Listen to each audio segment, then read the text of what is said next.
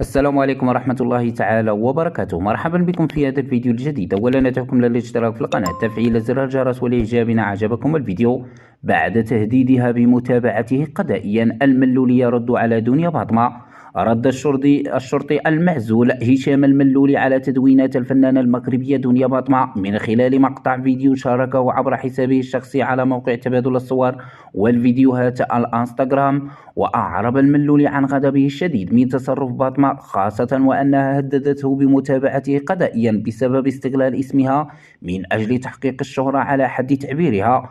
وكشف الملولي أنه مازح متابعيه عندما أعرب عن نيته الزواج من دنيا فاطمة فقط لا غير، ولم تكن نيته إثارة الجدل.